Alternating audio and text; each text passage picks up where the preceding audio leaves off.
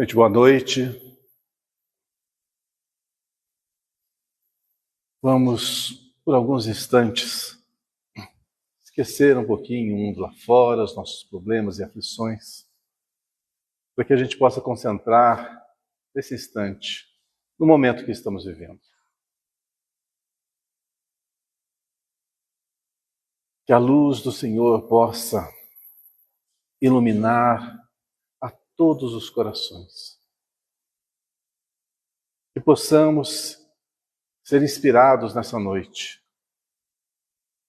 E que a leitura que vai ser proferida possa tocar fundo o nosso coração, fazendo com que entendamos melhor as nuances da vida, aceitemos-las e também façamos a nossa parte para nos melhorar, para nos aperfeiçoar e sermos cada vez melhores trabalhadores na seara do bem. Que Deus nos inspire, nos ampare e nos fortaleça. E no calor dessa prece, possamos aquecer os corações sofridos por aí afora. Quantos e quantos encontram-se perdidos nos hospitais, nos asilos, nos orfanatos ou na solidão de um lar.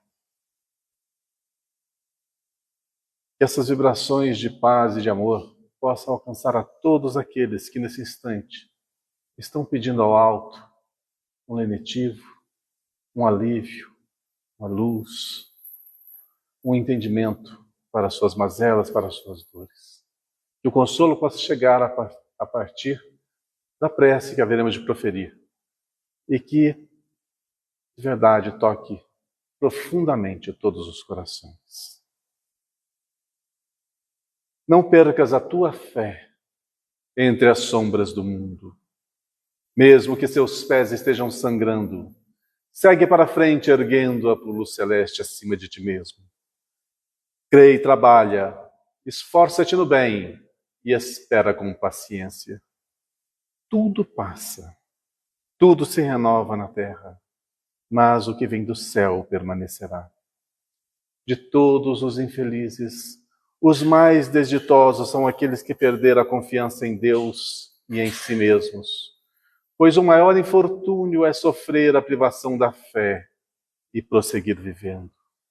Eleva, pois, o teu olhar e caminha, luta e serve, aprende, adianta-te. Brilha a alvorada além da noite. Hoje é possível que a tempestade te amarfanhe o coração, tormentando-te os ideais, aguilhando-te com a aflição ou ameaçando-te com a morte. Não te esqueças, porém, de que amanhã será um outro dia. Que assim seja. Em nome de Deus, nosso Pai, nós damos por aberta a nossa reunião dessa noite para a palestra, posteriormente para a vibração por todos os nossos irmãos necessitados e ao final para o passe. Bom, gente, hoje nós vamos falar um tema que pode se constituir um lenitivo para muitas pessoas.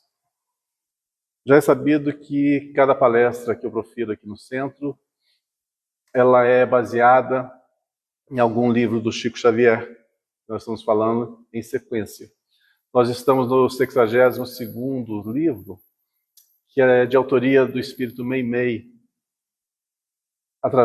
trazido até nós pelas mãos iluminadas de Francisco Cândido Xavier. E o nome do livro chama-se Evangelho em Casa. É um livro muito simplesinho, muito fácil de ler e muito fácil de compreender. Mas não é porque tem uma simplicidade muito grande naquelas páginas que a gente possa achar que são conhecimentos banais. Muito pelo contrário. Nós estamos falando de evangelho em casa. Qual é o local onde é o nosso porto seguro? É o nosso lar. Ali tem que ser o local onde nós possamos nos revigorar, nos fortalecer, nos agasalhar, estarmos em segurança.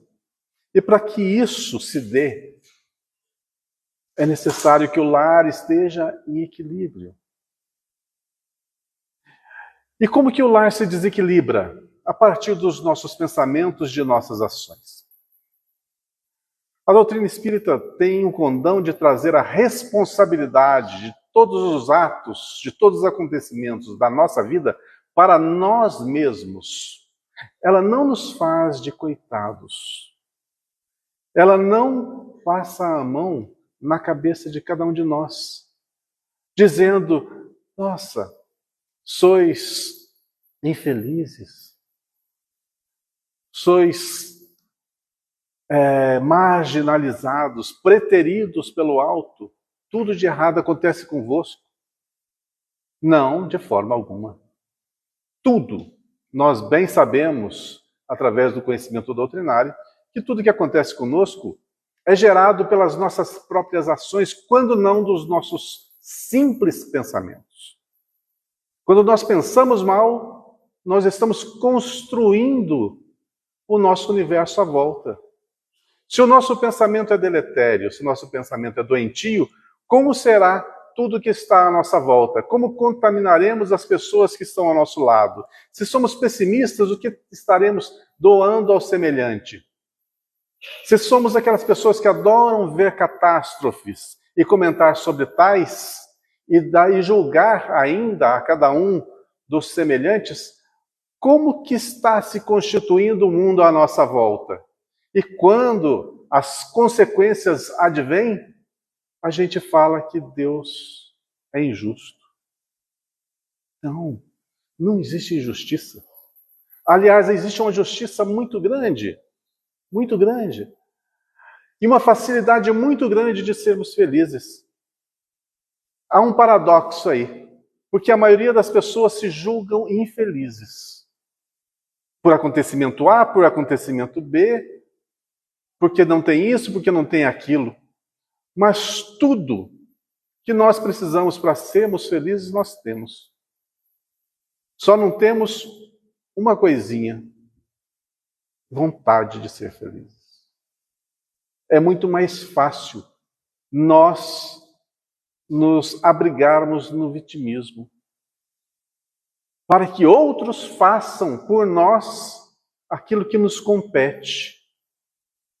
E o que precisa para que nós tenhamos os parâmetros necessários para sermos felizes? Vontade, querer, lutar por isso. E não simplesmente deixar que a vida nos leve para lá, que a vida nos leve para cá, fazendo o mínimo e esperando o máximo. Nós somos aquilo que pensamos, somos aquilo que falamos, somos o que agimos, somos o que construímos. E isso se inicia aonde? No nosso lar. Aonde nós passamos a maior parte do nosso tempo. Aonde convivemos com os nossos. E muitas vezes as dores que nos são oriundas provêm da onde? Das palavras dos mais próximos que nos são proferidas. Do desgosto, às vezes, que nos é acometido por aqueles que nos são mais caros. Mas quantas vezes nós nos fazemos de vítima disso, esquecendo que antes que o ferimento chegasse à nossa alma, outras tantas nós ferimos inúmeras vezes. Mas falar de erros e enganos é simples. Apontar, julgar é muito simples.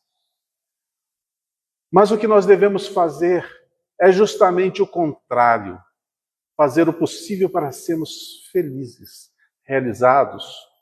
E olha só, a felicidade que tanto buscamos, que tanto almejamos, ela é oriunda das nossas ações, das nossas criações. E se nós não fizermos nada de bom, como esperar a lei de retorno algo de bom? Por caridade, por benevolência do próximo, por fraternidade? Por dó, por pena? Não, nós já somos adultos espirituais. Já sabemos as consequências dos nossos atos. Já sabemos como temos que agir, já sabemos o que é certo e o que é errado. Já sabemos as palavras que devemos proferir para com o próximo. Já sabemos como que o nosso comportamento deve ser em detrimento das questões do nosso lar ou do nosso ambiente social. Então façamos o que é correto. O cristianismo está aí, o evangelho do Cristo está aí há 2000 anos, nos ensinando, nos orientando. E porque ainda reincidimos em tantos equívocos? Porque não queremos mudar. Essa é a realidade. Então é hora de despertar. E o Espiritismo, como eu disse, não passa a mão na cabeça de ninguém. Aliás, faz com que as palavras, às vezes duras, façam as pessoas acordarem para a realidade da vida. Tá, o que tem tudo isso a ver com o livro Evangelho no Lar? Porque ali inicia-se tudo. Porque é no lar que você experiencia a maior das experiências da sua vida, do seu convívio, do seu ofertamento ao próximo.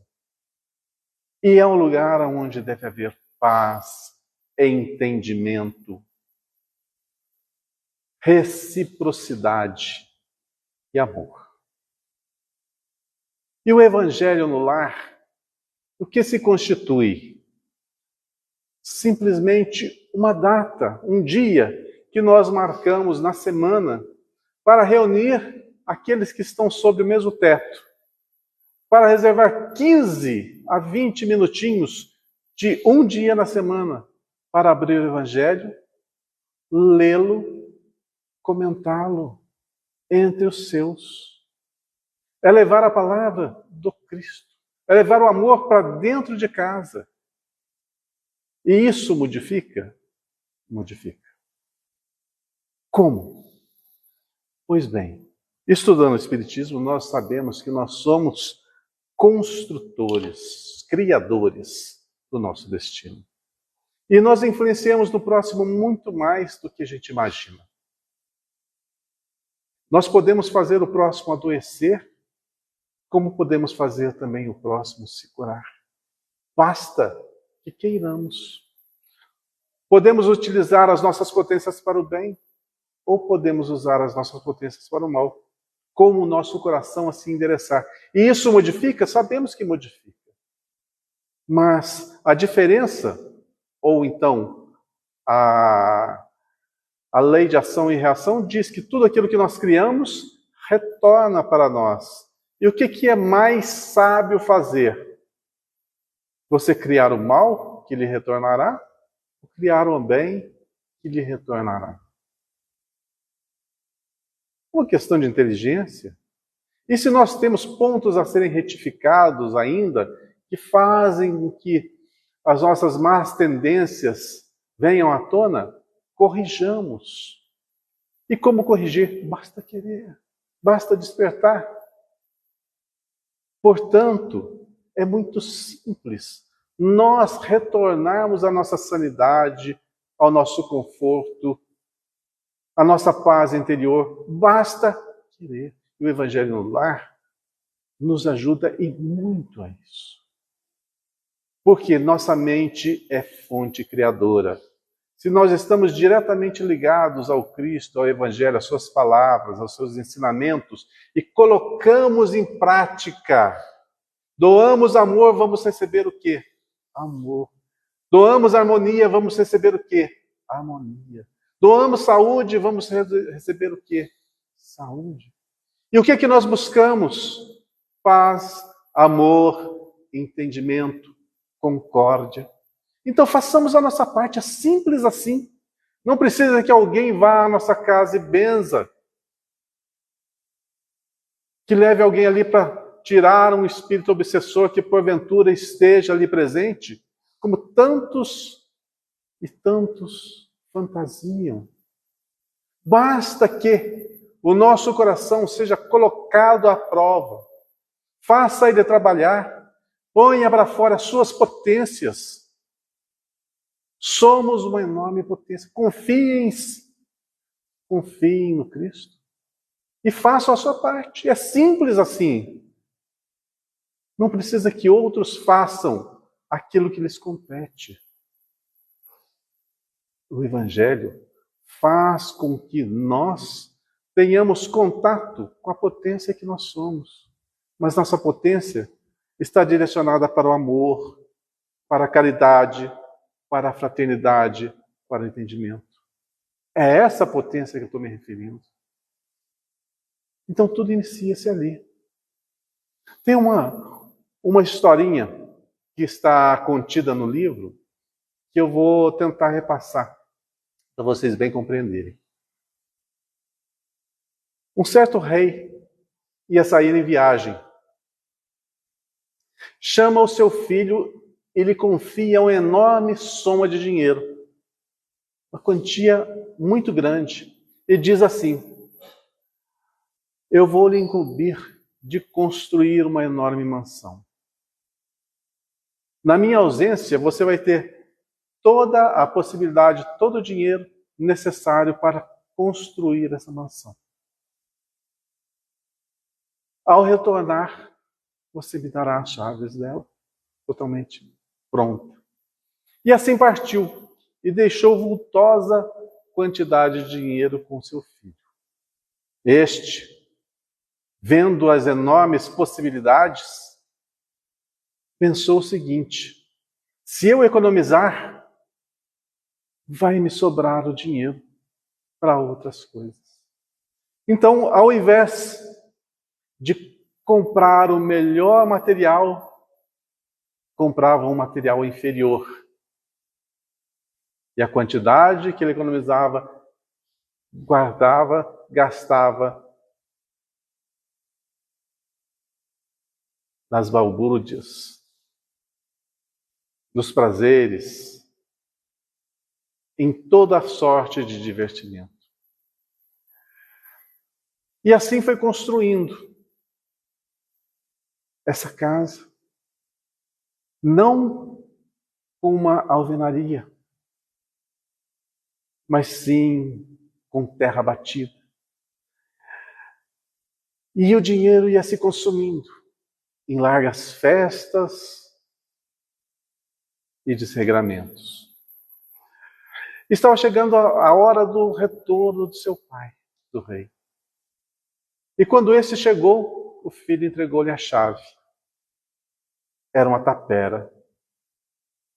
Era simplesmente uma cabana aonde deveria ter uma mansão.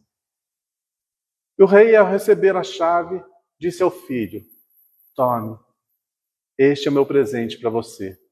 Este é o seu lar. Imagine a decepção do filho ao ouvir isso. Pois tudo que ele construiu foi uma miséria de um local para poder habitar. E todos os dons, todo o dinheiro que o pai lhe confiou, ele guardou, ele gastou irrefletidamente e já não tinha mais nada. Então traça-se um paralelo dessa história simples conosco. Quem somos nós? O filho. Quem é o rei? É Deus. Qual é a fortuna que nos foi concedida? A vida. E o que fizemos dela? Gastamos os nossos potenciais nos vícios, nas jogatinas, nas balbúrdias, em tudo aquilo que consumia-nos as mais sagradas energias, os mais sagrados propósitos de uma construção de um ser mais forte, mais educado, inteligente, ativo no bem. Ao invés de estarmos em contato com os livros, estávamos em contato com os copos. Ao invés de estarmos em contato com os verdadeiros relacionamentos, estávamos em contato com os relacionamentos mais pueris. E assim, gastamos a fortuna da vida em construções que não vão parar em pé. A construção que é feita sob a areia, que o menor vento, a menor tempestade vai fazer desmoronar. E quando retornarmos para a pátria espiritual, para junto do Pai, e entregarmos a Ele as nossas construções, as nossas aquisições, o que nós vamos esperar de retorno? Mansões, afagos, paraísos, ou apenas o retrato daquilo que nós fizemos nesse mundo? Lógico.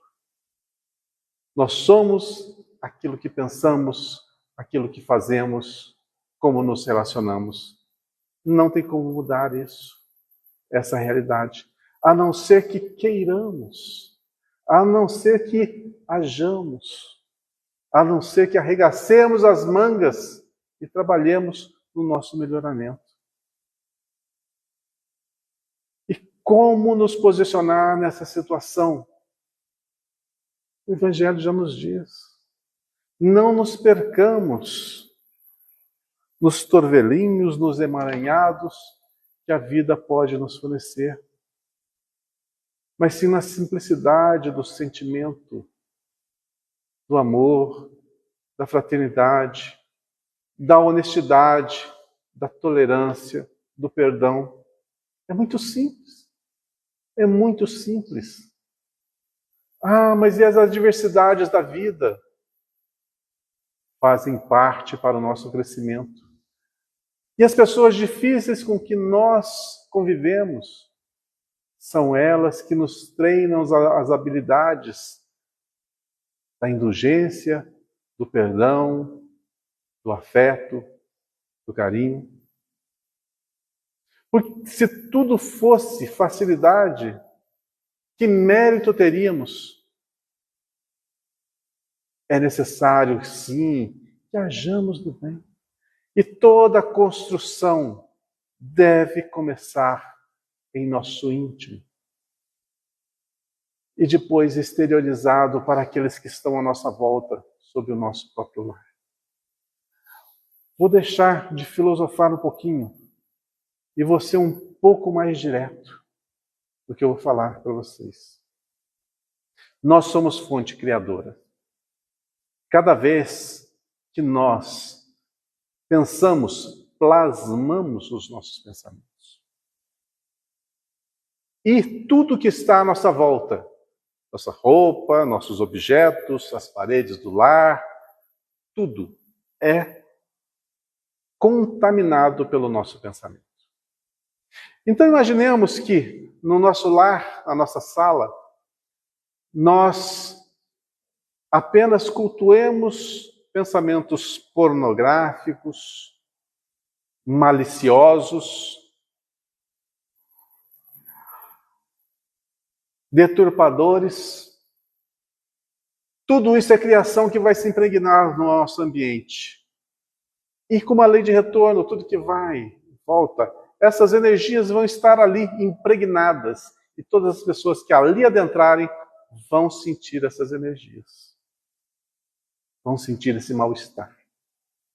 E isso no nosso lar. E se nós fazemos isso, quem que é o primeiro a ser prejudicado? Nós mesmos. E às vezes isso redunda numa viciação.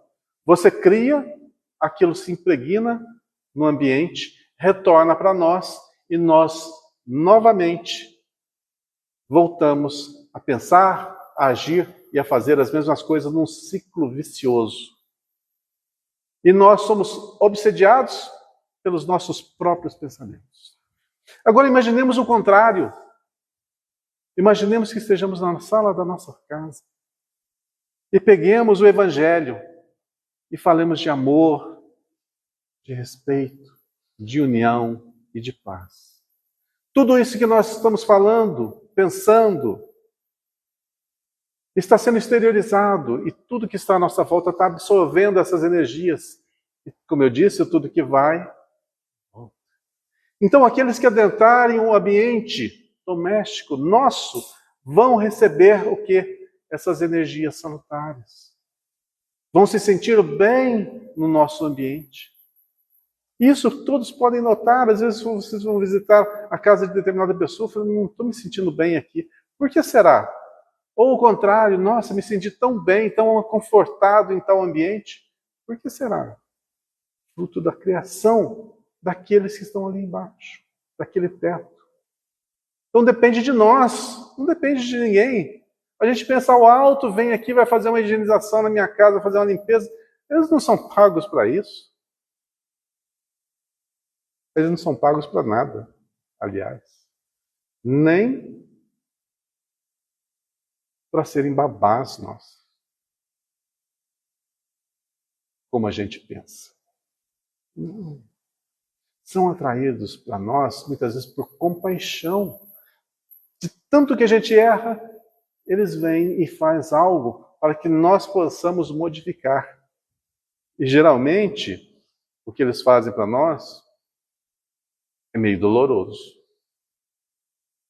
Porque, na maioria das vezes, nós só despertamos com a amiga dor batendo na nossa porta. E quando isso acontece, a gente fala o quê? Deus é injusto.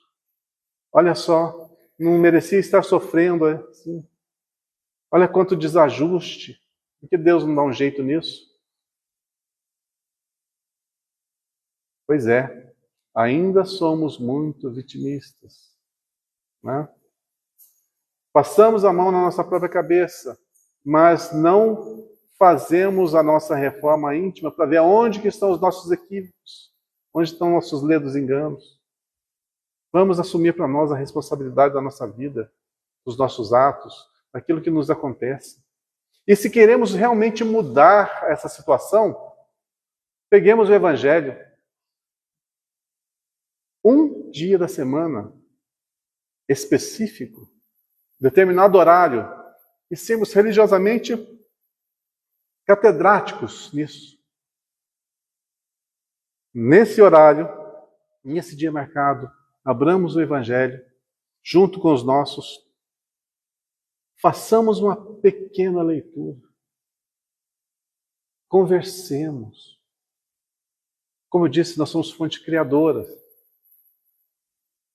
Esses sentimentos puros que nós vamos ali fazer brotar, vão contagiar a todos.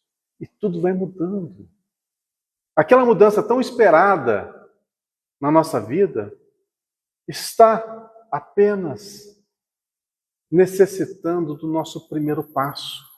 Façamos isso. Para que a paz reine em nosso lar, mas principalmente no nosso coração. Entendamos que nós estamos aqui, nesta vida, para superar os obstáculos que nos fortalecem. Estamos aqui para aprender a amar o próximo com todas as limitações que o próximo e nós possuímos. A respeitar, a perdoar, a fazer o bem. Tudo isso necessita de ação e de vontade. Sem a vontade, a gente não dá o primeiro passo. Então não nos esqueçamos disso.